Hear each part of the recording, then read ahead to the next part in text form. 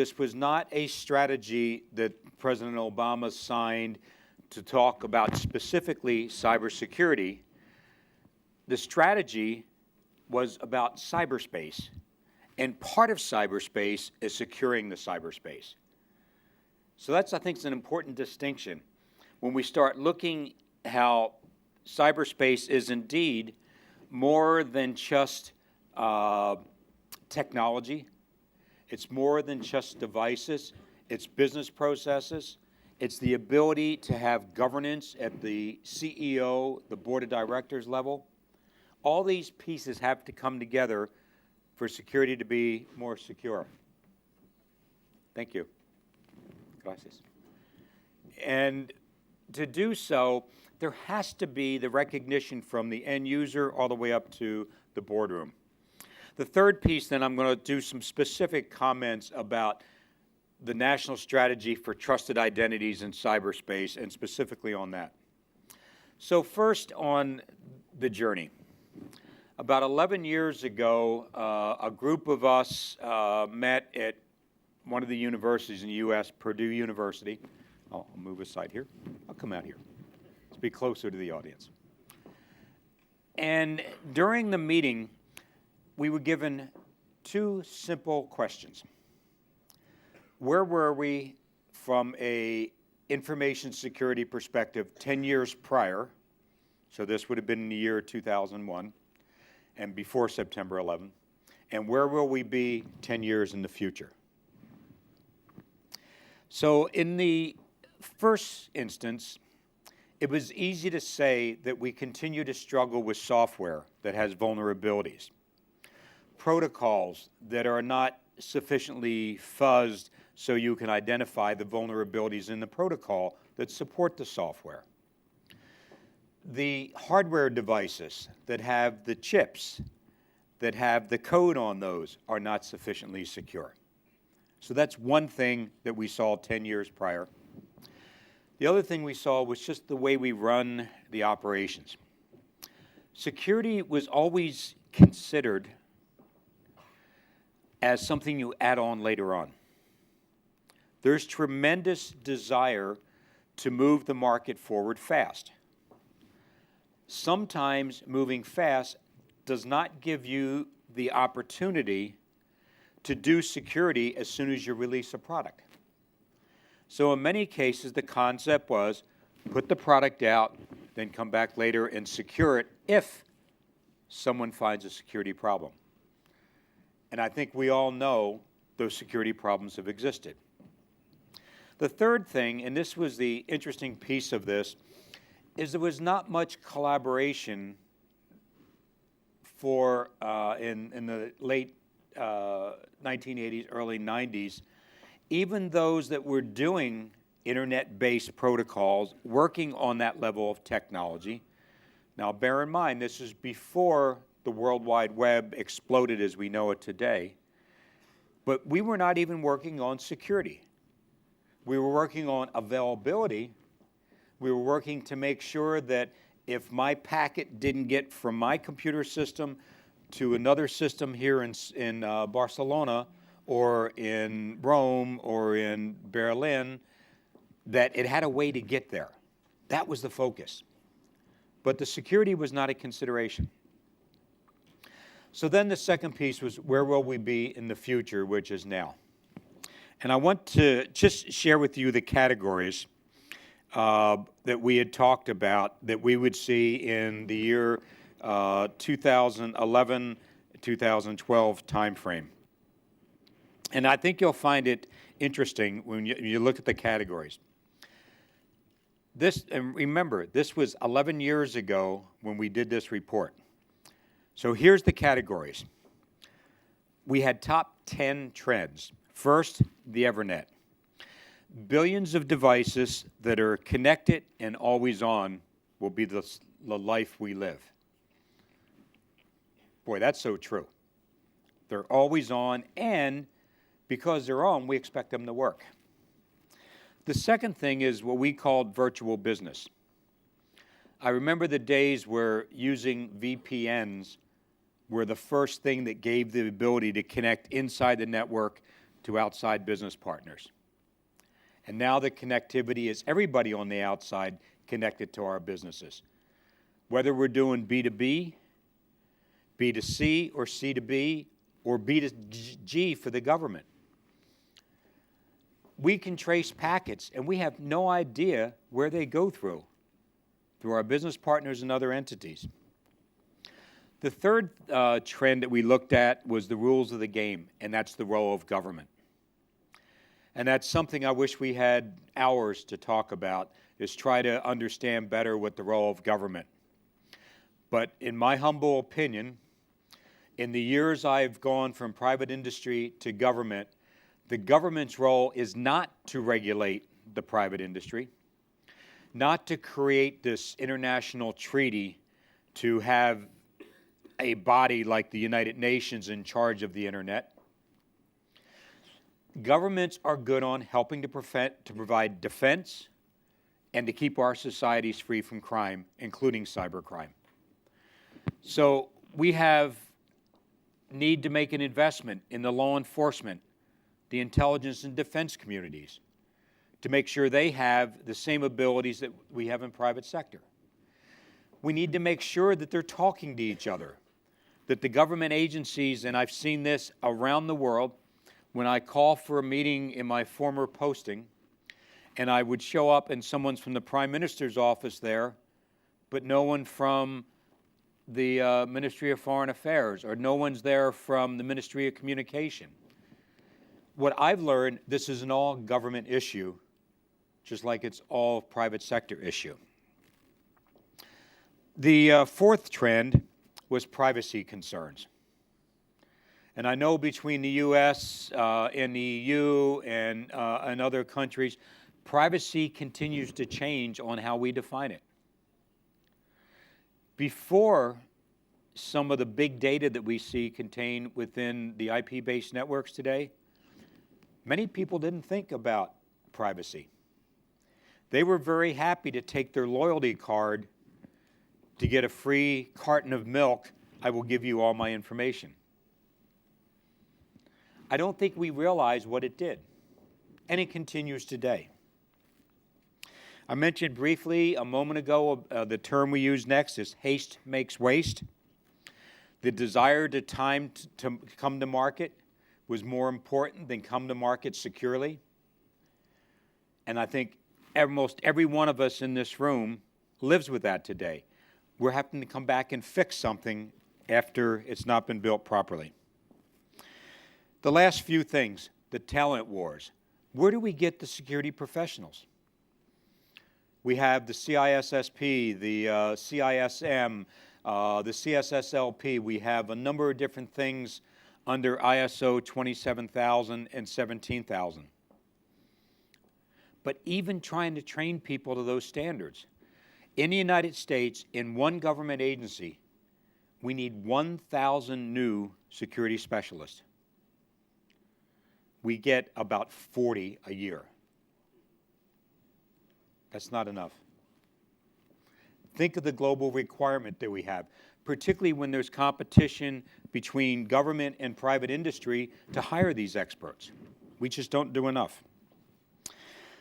The next term we used was yours, mine, and ours, which talked about identifying intellectual property. I know we have a panel that Gianluca is going to chair, so I'm not going to talk much about intellectual property, except that it's a problem because we have problems keeping our own intellectual property and keeping it from someone from stealing it.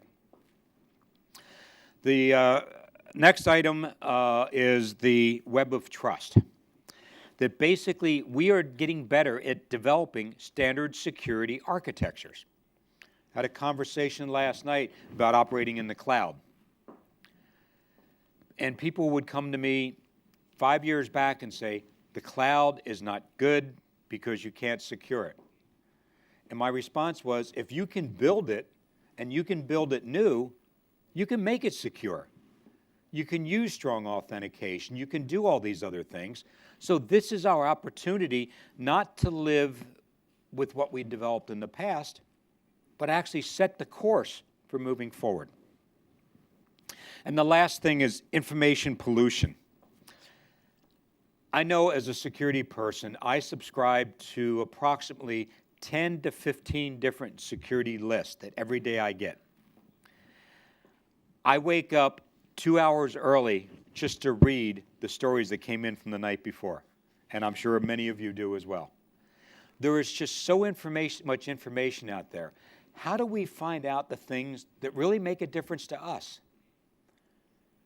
When it comes to pieces of malware that may be targeted at financial services, the energy sector, transportation sector, can be directed at a specific nation. We see that all the time. How do you take that and get it to where you can use it?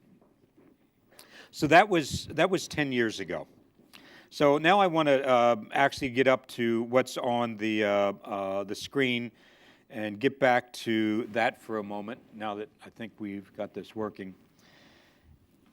When President Obama appointed me to the position, it was an interesting thing because I had the responsibility for cybersecurity in the national security world, globally, in coordination for the U.S. government. But I also had the responsibility to the National Economic Council. So I not only had security, but also had the business needs. And I accept it because that's so important. In the United States, like many nations, about 80 to 85% of what we call critical infrastructure is owned and operated by private industry, not by the government. We have to do coordination between the government and the private sector. We had proposed on some new laws in the U.S., some of it enhancing criminal penalties for those that would interfere with critical infrastructure, to enhance penalties for organized crime that's using computer crimes to get rich. But when it comes to the biggest thing we needed, and that's the ability to take information from the government, from the intelligence community, from the defense community, and from the law enforcement community, and securely give that to private industry so they can protect themselves. Because most of us in private sector, we know how to do it. We may not have the money, we may not have the people, but we know what to do. But if we have an advantage by having that special information, we can do much better. So when you look at some of the things that needed to be done, one of the other things that was vitally important was how do we even create an ecosystem to get us down that path? There's a lot of discussion about APT, Advanced Persistent Threat. I agree with the persistent, I agree with the threat, but I do not agree with the concept of advanced. Most successful intrusions in the private sector industries that particularly they're stealing intellectual property, they're doing what many of us call hacking 101. They send a document that says this is your salary increase for 2013. This is pictures from the guy that jumped from the balloon in space.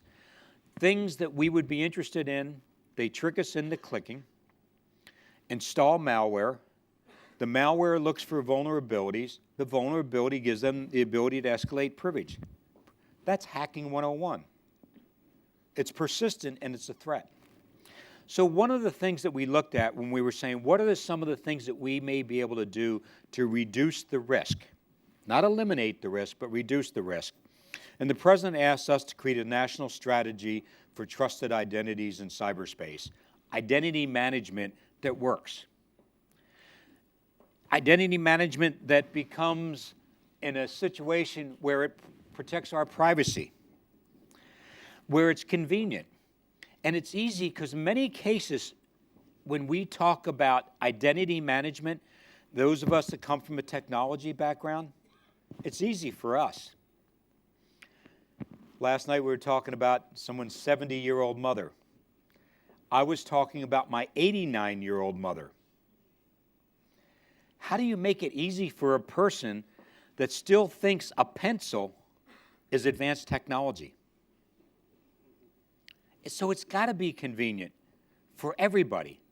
We've talked in many nations about using electronic voting, a key to democracy, the ability to vote.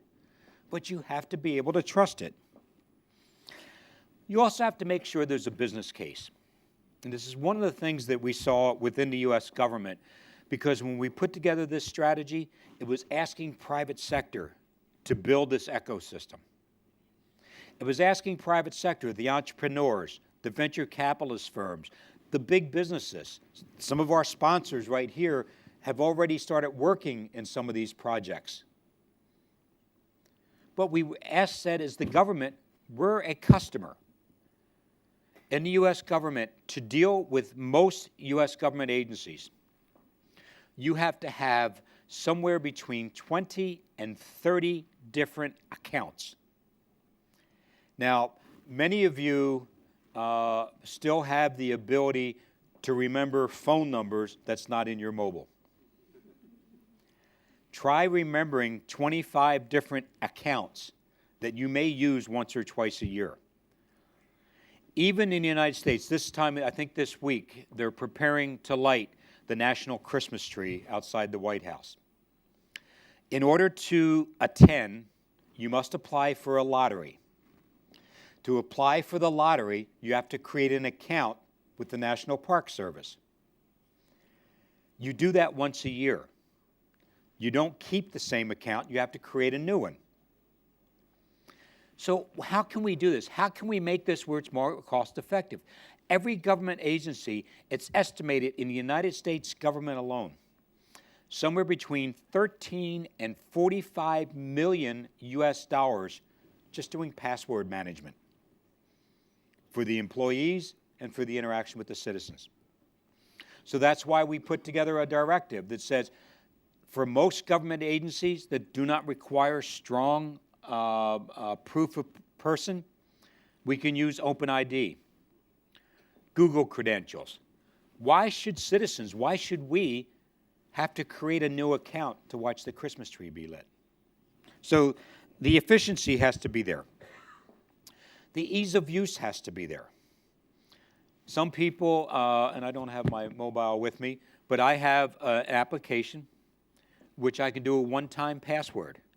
It changes every 60 seconds, does not require me to be connected to the network, but that's pretty secure. In the government, we're using the smart cards. Some nations, they have the joint card with the national ID card, with the pin and chip technology, whatever the technology is, or whatever the technology may be in the future. We have to move away from the world in which we're using user ID and passwords. So we have to have the confidence that the technology we use will indeed be secure. Now, I had someone once tell me when the pin and chip technology was compromised, the test went on in the UK. And they said, see, we can't use pin and chip technology. And I said, why not? So if we know there's a deficiency now, why don't we fix it and make the next one more secure? That's what we have to do. Everyone in this audience knows what the needs are, knows how to bring this in to become more secure. So we have to have the confidence, but we also have to continue to innovate. And that's where, in many cases, we've created it and we've walked away and said, we're done. We can't do that in a security perspective. And the last thing, before I close out, is we need to have choice. The choice of different levels of identities. This is important when we think about what happened at the Arab Spring last year. Entire governments changed because the will of the people had the ability to communicate. Many of you remember Egypt in the first instance, shut down the internet, shut down the mobile capability, and what happened from world leaders, including my president? They said publicly, it's just as bad as we're concerned about shooting people in the street. You have taken away their fundamental right of freedom of expression. People don't always agree. I know nations that think that they should never be allowed to do that. But when we look at what the technology does for us, so we have the ability to be totally anonymous if we choose, but we also need the ability to be able to move around the world between different nations, to have that level of assurance that I can use in the United States, the ability to pay my taxes, which is always a fun day for many of us. But I have to be able to do that with a level of security and proof of who I am. It benefits e-commerce, it benefits governments, but more importantly, it benefits us as citizens. So in closing, one example that someone asked me, said, how can you use better identity management to make us more secure in the face of the APT? So, and I think many of you in this room probably within 5 minutes can design the architecture to make this happen. We oftentimes have the end user is the one that gets the email that says, here's your 2013 salary increase. And they're excited to see it. They want to click on that. So the decision is theirs. Is this malware or is this legitimate? Now, even as security professionals, we've done some tests where we've had an email that's malware and a real piece of email, and it's not easy to tell the two apart. We've seen people now that are spending more time, whatever language they're doing in it, they're using the proper grammar, they're checking their spelling, so it looks legitimate. But the way we can check these is using digital signatures. Most of us do not sign our email. So if we are using digital identity management, we sign the email, it comes into the mail server, and the signature does not match what the email header is, then we reject it, or we sandbox it. But we don't send it to the end user to click on it to compromise us. The technology exists. In many cases, the technology is built into the email servers we have, but we don't deploy it. That is why when we look at trusted identities in cyberspace, this is probably one of the easiest things to move forward on. There are a lot of problems. We have a lot of challenges. The system works, by the way. Even though we've seen the DDoS attacks, we've seen the intrusions, we've seen the theft of intellectual property, even what we've seen in conflict areas recently where websites and government systems have been attacked relentlessly, but yet they come back up. They come back up because of everyone in this audience and your colleagues in other nations. But if we can reduce the risk with better identity management, if we can reduce the ability for someone to affect an end user that doesn't know, we should do that. We can work on it collectively. In the United States, we put together about 24 million US to provide to companies to do pilot programs, using government IDs, using business IDs to be able to bring this ID management pilot forward.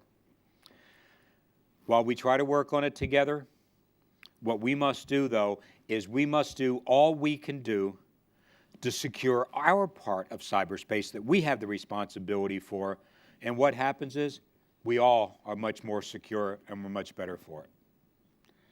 So I thank you for your patience this morning, and I hope the people that are doing the interpretation were able to keep up with me.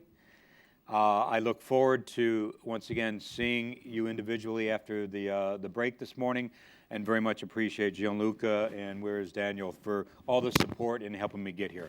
Thank you very much.